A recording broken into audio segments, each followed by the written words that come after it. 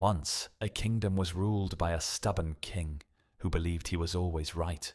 He rarely listened to his advisors, dismissing their opinions as unnecessary. Frustrated, the chief advisor turned to the king's mother for help. The wise queen mother, understanding her son's stubbornness, devised a plan to teach him a valuable lesson. She invited the king to an elephant show, assuring him it would be an eye-opening experience. When the king arrived, he saw a massive elephant standing before him. 3 blind men who had never encountered an elephant before were brought forward and given a challenge. They had to describe what an elephant looked like. If they answered correctly, they would receive a great reward. The first blind man reached out, and his hands landed on the elephant's large floppy ear. He ran his fingers across its broad surface, feeling its slightly rough yet flexible texture.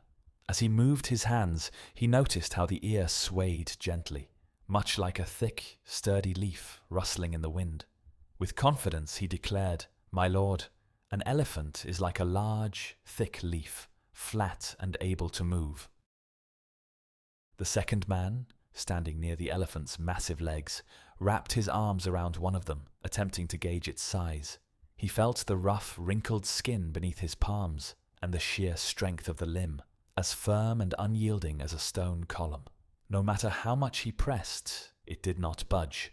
Shaking his head, he countered, "No, my lord, an elephant is not flat at all. It is like a massive pillar, strong and unshakable, built to stand firm." The third man reached forward and grasped the elephant's trunk. The moment his fingers closed around it, he felt it wriggle and curl, as though it had a life of its own. It moved with surprising agility, twisting and bending in ways he did not expect. Running his hands along its length, he was convinced that it resembled something long, flexible, and constantly shifting. He chuckled at the other's conclusions and said, "They are both mistaken, my lord. An elephant is nothing like a leaf or a pillar. It is long and flexible, like a giant snake, capable of curling and coiling at will."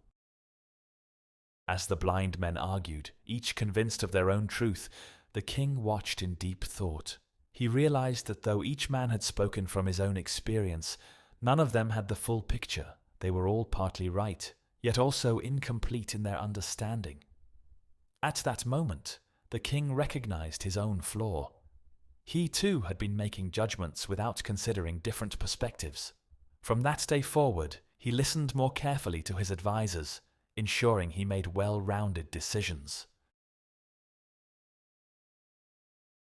Dear friends, our point of view is just one of many. What makes sense to us may not apply to others. What we see as true might only be a fraction of the whole reality. Before correcting someone else's perspective, remember this story. Truth is often bigger than what we perceive.